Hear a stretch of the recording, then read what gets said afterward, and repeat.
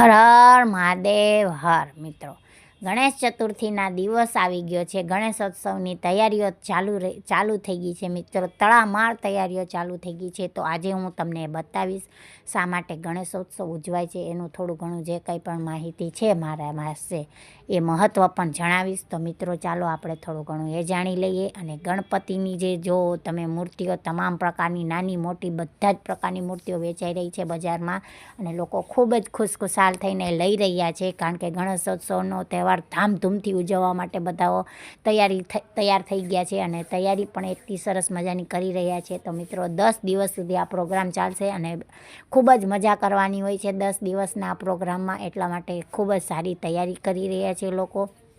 તો મારી સાથે પણ તમે જોડાઈ જાઓ અને મારી ચેનલને લાઇક કરજો, શેર કરજો અને સબસ્ક્રાઈબ કરજો મિત્રો. તો ચાલો આપણે સ્ટાર્ટ કરીએ ગણેશોત્સવની તૈયારીની જે કંઈ પણ માહિતી છે એ તમને હું આજે થોડું ઘણું જણાવું. તો ગણેશ ચતુર્થી એ ભારતમાં ખૂબ જ ધામધૂમથી ઉજવાતો એક મુખ્ય હિન્દુ તહેવાર છે.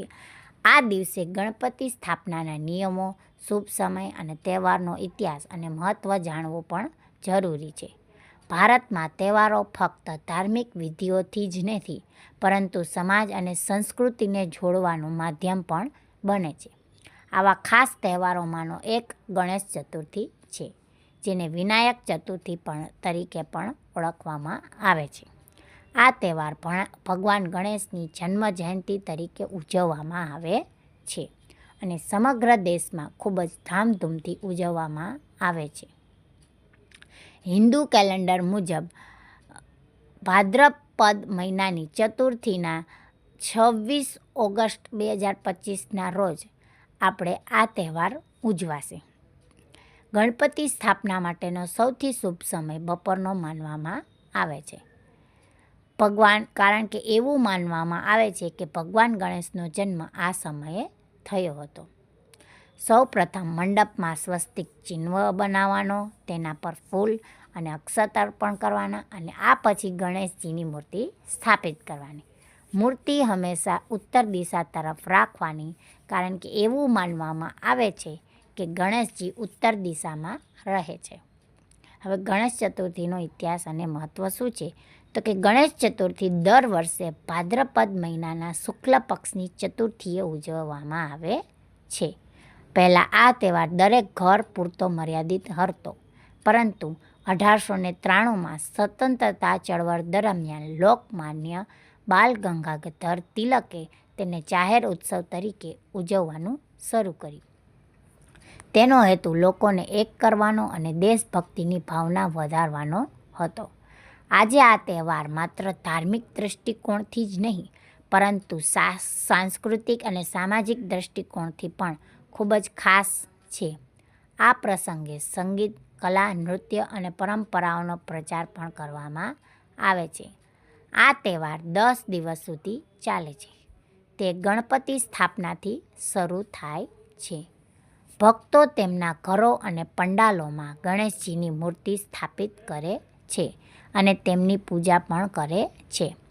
પહેલાં મૂર્તિઓ સાદું માટી અને કુદરતી રંગોથી બનાવવામાં આવતી હતી. હવે પર્યાવરણના રક્ષણને ધ્યાનમાં રાખીને પર્યાવરણને અનુકૂળ ગણેશ મૂર્તિનો ઉપયોગ વધી છે. તો મિત્રો, આ હતું ગણેશ ઉત્સવનું આપણા માટે મહત્ત્વ. મિત્રો, ગણેશ ઉત્સવનું મહત્ત્વ આપણા ભારતમાં ખૂબ જ સારું એવું માનવામાં આવે છે, કારણ કે ગણેશ ભગવાન આપણા ઘરે અતિથિના રૂપે આવે છે, અને 10 દિવસ સુધી આપણે એને આપણા ઘરમાં મહેમાન તરીકે રાખીએ છીએ. એને કાયમ લાડુ, પ્રસાદ, આરતી, પૂજા અર્ચના બધું જ કરીએ છીએ, અને ત્યાર પછી 10 દિવસ બાદ આપણે એનું ગણેશ વિસર્જન કરીએ છીએ, એટલે કે અતિથિને આપણે વિદાય પણ આપીએ છીએ. તો મિત્રો, ગણપતિની ખૂબ જ સારામાં સારી આપણે ઉત્સવ ઉજવીએ છીએ. દર વર્ષે આવી જ રીતના ધામધૂમથી આપણે ઉત્સવ ઉજવીએ છીએ, અને અત્યારે જો આપણે આ વર્ષે પણ આટલી જ સરસ મજાના ધામધૂમથી ગણેશ ઉત્સવને ઉજવવાનો છે. એટલા માટેની તડામાર તૈયારીઓ ચાલી રહી છે. જુઓ, નાની મોટી બધા જ ટાઈપની ગણેશની મૂર્તિઓ અત્યારે વેચાઈ રહી છે બજારમાં. બધા ટાઈપની મૂર્તિઓ મળે છે. જેને જેવી સરસ મજાની મૂર્તિ લાગે એવી એ લોકો મૂર્તિઓ લે છે, અને ગણેશજી ગણેશજીની પૂજા અર્ચના કરે છે. સાથે સાથે એમના ભજનો ગીતો આખી રાત ગાય છે. એની સાથે બધા લોકો એક થઈ અને ગણેશજીની પૂજા અર્ચના કરે છે. કોઈ પણ પંડાલમાં બધા જ લોકો એક સાથે મળીને ગણેશજીની પૂજા અર્ચના કરે છે, આરતી કરે છે, થાળ ધરે છે અને આ રીતના ગણેશ ઉત્સવનો તહેવાર ઉજવે છે અને ખૂબ જ મસ્તી મજા પણ સાથે સાથે કરે છે. કારણ કે ગણેશ ઉત્સવનો તહેવાર એક એવો છે કે જેમાં સાથે મળીને બધા એક સાથે થઈ અને આ તહેવાર ઉજવે છે અને તેમાં નાના મોટા કોઈ પણ જાતનો ભેદભાવ હોતો નથી અને નાના બાળકોને તો ખૂબ જ મજા આવે છે. ગણેશજીને તહેવાર આવે એટલે એ લોકોને બહુ જ મજા આવી જાય છે. કાયમ એની પૂજા આરતી થાય અને થાળ ધરે એટલે લોકોને ખૂબ જ મજા આવે છે. તો મિત્રો, આવી જ રીતે મારી ચેનલમાં વિડીયો સાથે બન્યા રહેજો. મારો વિડીયો જો ગમ્યો હોય તો લાઈક શેર જરૂરથી કરી દેજો અને સૌને મારા જય શ્રી કૃષ્ણ.